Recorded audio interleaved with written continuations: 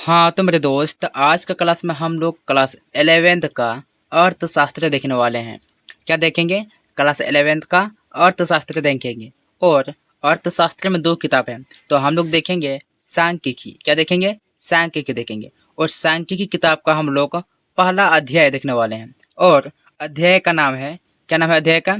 अध्याय का नाम है आपका परिचय। क्या नाम है? परिचय। पहला जो अध्याय है इसका नाम है परिचय। तो आज हम इसी परिचय चैप्टर का बहुत ही मोस्ट इम्पोर्टेंट टॉपिक देखने वाले हैं। तो चलिए हम लोग बिना देर किए वीडियो को स्टार्ट करते हैं। तो आप सभी यहाँ देख सकते हैं, सबसे पहले हम लोग समझते हैं कि अर्थशास्त्र होता क्या है। तो यहाँ पे आप सभी देख सकते हैं कि जो अर्थशास्त्र होता है इसको इंग्लिश में कहा जाता है इकोनॉमिक्स, है ना। और जो अर्थशास्त्र होता है ये दो शब्द से मिलकर बना है। कितना शब्द से मिलकर बना है? दो शब्द से मिलकर बना है। पहला जो यहाँ पे है अर्थ और दूसरा है शास्त्र। ये दोनों शब्द मिलकर क्या बना? अर्थशास्त्र बना। तो यहाँ पे अगर हम लोग देखेंगे कि अर्थ का मतलब होता है पैसा। क्या होता है? पैसा। और यहाँ पे शास्त्र का मतलब होता है प्रबंधन। क्या होता है? प्रबंधन। जो शास्त्र का मतलब होता है ये होता है प्रबंधन, और अर्थ का मतलब होता है पैसा। तो यहाँ पे अगर हम लोग देखेंगे जो अर्थशास्त्र का जो मतलब है उसका मतलब होता है पैसा का प्रबंधन। क्या होता है? पैसा का प्रबंधन। उसके बाद यहाँ देखो नीचे में लिखा हुआ है, यहाँ आप सब देख सकते हैं, यहाँ लिखा हुआ है अर्थशास्त्र धन का विज्ञान है ना। जो अर्थशास्त्र है ये धन का विज्ञान है। और ये जो धन का विज्ञान कौन माना गया है? ये जो अर्थशास्त्र का जनक कौन है? Adam Smith. जो अर्थशास्त्र का जनक है ये है आपका एडम स्मिथ। और इसी का कहना है कि जो अर्थशास्त्र है ये धन का विज्ञान है। क्या कहा गया है? धन का विज्ञान कहा गया है। और जो एडम स्मिथ है, जो एडम स्मिथ है इनका एक किताब भी है जिसका नाम है वेल्थ ऑफ नेशन, है ना। जो एडम स्मिथ है उसका एक किताब है, उस किताब का नाम है वेल्थ ऑफ नेशन। उसके बाद ये जो किताब है ये 1776 में प्रकाशित हुआ था। कब हुआ था? 1776 में प्रकाशित हुआ था। तो चलिए हम लोग फिर आगे देखेंगे। तो सबसे पहले यहाँ आप सभी देख सकते हैं कि लिखा हुआ है अर्थशास्त्र अध्ययन करना क्यों आवश्यक है। जो अर्थशास्त्र है यह हमारे लिए क्यों आवश्यक है ना। तो चलिए हम लोग यहाँ पे देखेंगे, लिखा हुआ है अर्थशास्त्र का अध्ययन इसलिए जरूरी है क्योंकि यह हमें सीमित संसाधनों के बीच असीमित इच्छाओं का प्रबंधन करना सिखाता है ना। यहाँ पे क्वेश्चन में पूछा गया था कि अर्थशास्त्र अध्ययन करना क्यों आवश्यक है ना। जो अर्थशास्त्र है ये हमारे लिए क्यों आवश्यक है। तो यहाँ पे लिखा गया है कि अर्थशास्त्र हमारे लिए बहुत ही आवश्यक है क्योंकि ये जो अर्थशास्त्र है ये सीमित संसाधनों के बीच, है ना, यानी कि सीमित संसाधनों से असीमित इच्छाओं को प्रबंधन करना सिखाता है कि नहीं? क्या सिखाता है? प्रबंधन सिखाता है। उदाहरण के लिए आप यहाँ पे देख सकते हैं, मान के चलो आपके पास 10,000 पैसा है, सीमित संसाधन है ना, पैसा का संसाधन है। तो आपके पास यदि 10,000 पैसा है और इसमें से आपको बहुत कुछ खरीदना है, यानी कि असीमित इच्छाएं हैं, जैसे कि खान पान है, आपका कपड़ा लता है, यदि आप गाड़ी लिए हैं तो उसका गाड़ी किस्त है, यदि आपके बच्चे स्कूल में पढ़ते हैं तो उसका स्कूल फीस है, और बहुत कुछ हो सकते हैं, है ना। लेकिन आपके पास सीमित पैसा है, कितना? 10,000। तो इस 10,000 में से हम किस प्रकार से इन सभी असीमित इच्छाओं को प्रबंधन करेंगे, ये हमें कौन सिखाता है? अर्थशास्त्र सिखाता है। समझ में आया? ओके। उसके बाद आगे हम लोग देखेंगे। आगे यहाँ पे देख सकते हैं दैनिक जीवन की क्रियाएं। जो दैनिक जीवन की क्रियाएं क्या क्या होती है ये हम लोग देखेंगे। तो सबसे पहले हम लोग देखेंगे आर्थिक क्रिया। क्या देखेंगे? आर्थिक क्रिया देखेंगे। तो यहाँ पे देखेंगे कि आर्थिक क्रिया क्या होता है। तो यहाँ पे लिखा हुआ है वैसे काम जिसे करने से पैसा मिलता है उसे आर्थिक क्रिया कहा जाता है। आर्थिक क्रिया के बारे में यहाँ पे बताया गया है कि वैसे काम को आर्थिक क्रिया कहा जाता है जिस काम को करने से पैसा मिलता है ना। यदि हम कारखाना में काम करते हैं तो वहाँ पैसा मिलता है, यदि हम किसी चीज़ में नौकरी करते हैं तो वहाँ भी पैसा मिलती है। तो ये सभी क्या है? एक आर्थिक क्रिया है। उसके बाद यहाँ पे लिखा हुआ है गैर आर्थिक क्रिया। जो गैर आर्थिक क्रिया क्या होता है, यहाँ पे देखो, वैसे काम जिसे करने से कुछ पैसा या धन नहीं मिलता, है ना, उसी को ही गैर आर्थिक क्रिया कहा जाता है। क्या कहा जाता है? गैर आर्थिक क्रिया कहा जाता है ना। वैसे काम जिसे करने से हमें कुछ पैसा या धन कुछ भी नहीं मिलता है, वैसे काम को गैर अर्थ क्रिया कहा जाता है, जैसे कि किसी के सेवा करना, है ना। तो आप सभी जानते हैं जब हम कुछ काम करते हैं और उसके बदले में पैसा नहीं मिलता है तो वैसे काम को गैर अर्थ क्रिया कहा जाता है ना। क्या कहा जाता है? गैर अर्थ क्रिया कहा जाता है। यदि आप किसी का सेवा करते हैं तो उसके बदले में आपको पैसा नहीं मिलता है तो वैसे काम को क्या कहा जाता है? गैर आर्थिक क्रिया कहा जाता है ना। यहाँ तक समझ में आ गया होगा। उसके बाद अगले हम लोग देखेंगे, हमारे यहाँ देखो लिखा हुआ है दैनिक जीवन में आर्थिक समस्या। जो हमारा दैनिक जीवन है इसमें आर्थिक समस्या क्या क्या होती है, तो यहाँ पे आप सभी देख सकते हैं असीमित इच्छाएं और संसाधन सीमित है। यानी कि जो हमारी इच्छाएं हैं ये असीमित है, लेकिन जो संसाधन है ये सीमित है ना। तो यहाँ पे वही लिखा गया है कि यहाँ पे आप देख सकते हैं लिखा गया है संसाधनों को किस प्रकार से उपयोग करना है इसके बारे में अध्ययन करना ही अर्थशास्त्र कहा जाता है। अगर कभी एग्जाम में या कोई पूछे कि अर्थशास्त्र क्या होता है तो आपको जवाब देना है कि संसाधन को किस प्रकार से उपयोग करना है इसके बारे में अध्ययन करना ही अर्थशास्त्र कहा जाता है। क्या कहा जाता है? अर्थशास्त्र कहा जाता है ना। और यहाँ पे फिर से यहाँ पे पूरा डिफिनेशन, इसका जो डिफिनेशन है बहुत विस्तार से बताया गया है ना। पूरा विस्तार से बताया गया है कि अर्थशास्त्र वह सामाजिक विज्ञान है। जो अर्थशास्त्र क्या है? एक विषय है, एक सामाजिक विज्ञान है जो यह अध्ययन कराता है ना। क्या?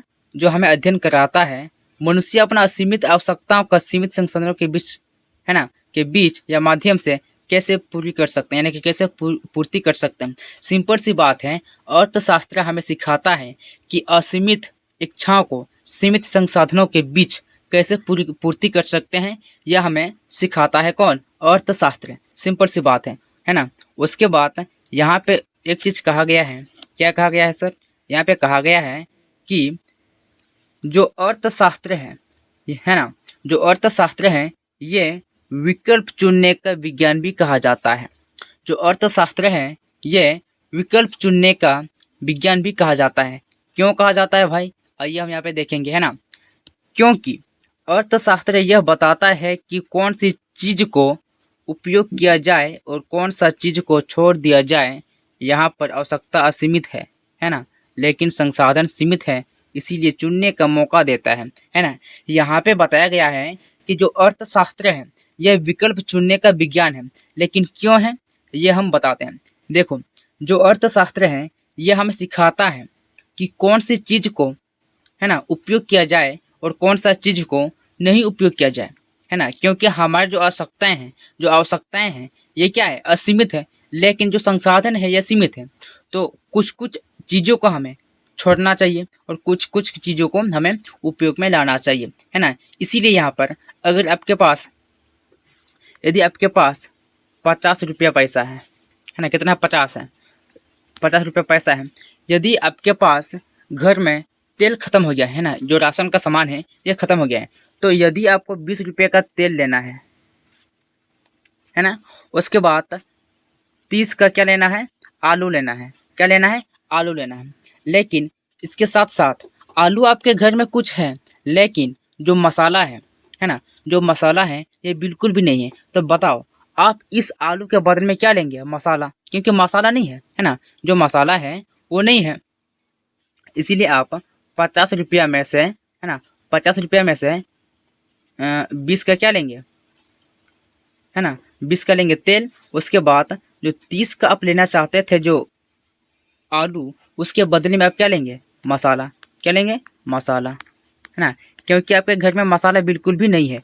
तो यहाँ पे देखो, जो हमें आलू लेना था हम उसको क्या कर दिए हैं? छोड़ दिए हैं, है कि नहीं। क्योंकि वो आवश्यकता है, लेकिन इतना आवश्यकता नहीं है, लेकिन घर में है ना। लेकिन जो मसाला है ये एकदम बिल्कुल भी नहीं है। तो यहाँ पे देखो, जब इस आलू को छोड़ देते हैं, है ना, आलू को, यहाँ पे देखो हमें आलू भी लेना था और यहाँ पे क्या? तेल भी लेना था, है ना, तेल भी लेना था, आलू भी लेना था और मसाला भी लेना था। लेकिन हमने इन तीनों में से तेल और मसाला को चुने, है ना। उसके बाद जो आलू है इसको हम छोड़ दिए हैं, है ना। तो यहाँ पे देखो 3 को सामान की आवश्यकता थी हमें, लेकिन इसमें से हम एक चीज़ है यानी कि एक सामान है उसको छोड़ दिए हैं। है ना, यानी कि दो का हम चयन किए हैं और आलू को छोड़ दिए हैं, है ना। जो मसाला और आलू है इसका हम चयन किए, है ना, क्योंकि हमें इसकी आवश्यकता है और आलू की भी आवश्यकता थी लेकिन इतना आवश्यकता नहीं थी, है ना। तो जो इस आलू को छोड़ दिए हैं, है ना, इस आलू को छोड़ दिए हैं, तो जो जो चीज़ का हम चयन किए हैं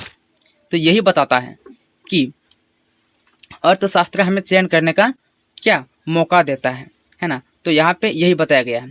उसके बाद आगे हम लोग देखेंगे, आगे यहाँ पे परिभाषा दिया गया है और ये सभी जितने भी परिभाषाएं हैं ये बहुत ही महत्वपूर्ण परिभाषाएं हैं, है ना। तो यहाँ पे सबसे पहले हम देखेंगे उत्पादक के बारे में कि उत्पादक होता क्या है। तो चलिए हम लोग देखेंगे उत्पादक के बारे में कि क्या बताया गया है ना। उत्पादक किसको बोलते हैं। तो यहाँ पे देखो सवाल है उत्पादक किसे कहते हैं, है ना। सवाल पूछा गया है कि उत्पादक किसे कहते हैं। तो यहाँ पे देखो वस्तु को उत्पादन करने वाले को ही उत्पादन कहा जाता है। जो व्यक्ति वस्तु का उत्पादन करते हैं उसको ही उत्पादक कहा जाता है ना। यहाँ पे देखो चित्र में लिखा गया, चित्र में दिया हुआ है, यहाँ पे चित्र में दिया हुआ है अगर कोई चावल को उत्पादन करता है तो जो उत्पादन करने वाला जो व्यक्ति है उसको ही क्या कहा जा सकता है, उत्पादक। क्या कहा जा सकता है, उत्पादक कहा जा सकता है। क्योंकि यहाँ डिफिनेशन में साफ साफ लिखा गया है कि वस्तु को उत्पादन करने वाला को ही उत्पादक कहा जाता है। जो भी इंसान, जो भी व्यक्ति किसी चीज़ का, है ना, जो भी इंसान किसी चीज़ को उत्पादन करते हैं तो उस व्यक्ति को उत्पादक कहा जाएगा, है ना। क्या कहा जाएगा, उत्पादक कहा जाएगा। उसके बाद यहाँ पे देखो विनिमय किसे कहते हैं। तो यहाँ पे लिखा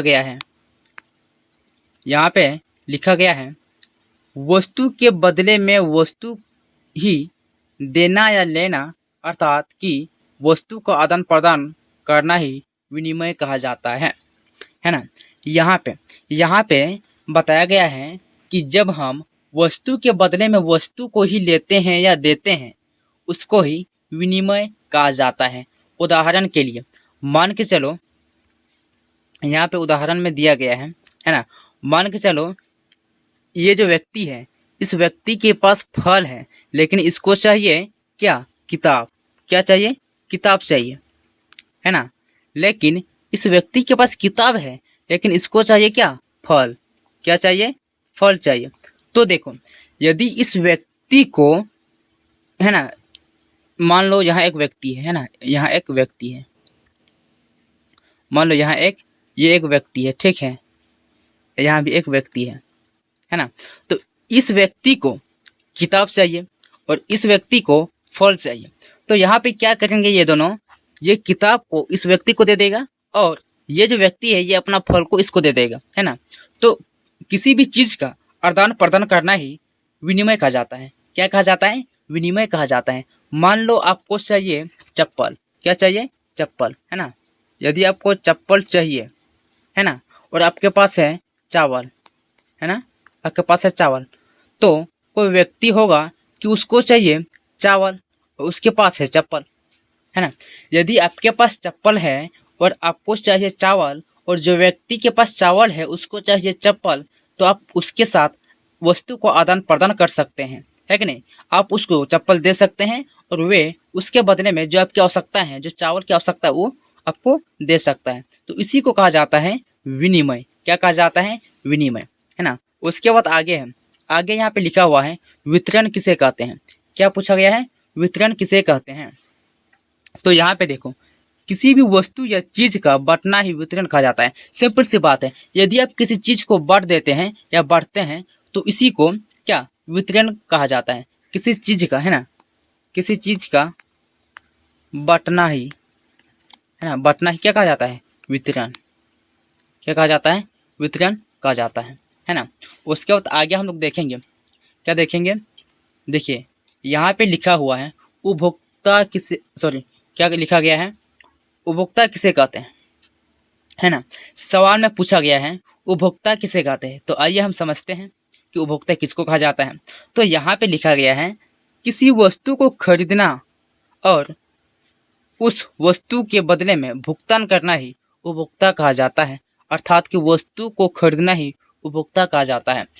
आप कभी कभी दुकान या मार्केट जाते होंगे तो आप किसी चीज़ यानी कि किसी सामान को लेते हैं तो आप उसके बदले में पैसा भुगतान करते हैं, यानी कि आप उस दुकानदार को पैसा देते हैं, है ना?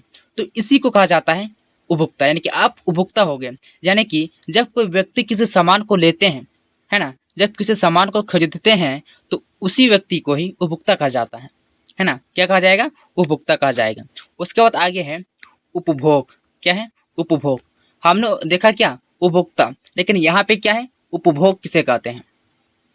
तो यहाँ देखो लिखा गया है, अपनी आवश्यकता की पूर्ति के लिए किसी वस्तु को खरीद कर उसका उपयोग करना उपभोग कहा जाता है ना? यदि आप किसी वस्तु को, है ना, अपनी आवश्यकता की वस्तु को ले लेते हैं यानी कि खरीद लेते हैं और उसका उपयोग करते हैं तो उसको ही उपभोग कहा जाता है। जैसे कि आप यहाँ देख सकते हैं मोबाइल। अगर कोई व्यक्ति मोबाइल लेते हैं तो उस मोबाइल का उपयोग करते हैं, है ना? तो क्या उपभोग हुआ। जब कोई व्यक्ति किताब लेते हैं, है ना, जब कोई व्यक्ति किताब लेते हैं तो उसका भी उपयोग करते हैं, तो क्या हुआ? उपभोग हुआ। क्या हुआ? उपभोग हुआ, है ना? जब इस किताब को लेते हैं उस टाइम आप उपभोक्ता माना जाएंगे, लेकिन उस किताब का प्रयोग करेंगे यानी इस्तेमाल करेंगे तो आपको कहा जाए क्या? उपभोग, है ना? यानी किसी भी वस्तु को खरीद कर उसका उपयोग करना उपभोग कहा जाता है। सिंपल सा परिभाषा है। क्या है? जब किसी वस्तु को खरीद कर उसका उपयोग करते हैं तो उसको ही उपभोग कहा जाता है। क्या कहा जाता है? उपभोग कहा जाता है ना? क्या कहा जाता है दोस्त? उपभोग कहा जाता है ना? उसके बाद चलिए हम लोग आगे देखेंगे। ये सभी तो देख लिए है ना? ये सब देख लिए हैं। अच्छा, तो हमारा वीडियो यहीं पे समाप्त होता है ना? तो वीडियो को देखने के लिए बहुत बहुत धन्यवाद सभी को, है ना? बहुत बहुत धन्यवाद। और यदि इस वीडियो में कोई नए हैं तो कम से कम इस वीडियो को लाइक, है ना, और चैनल को सब्सक्राइब कर लेना। ठीक है, बहुत बहुत धन्यवाद। Thank you. जय हिंद।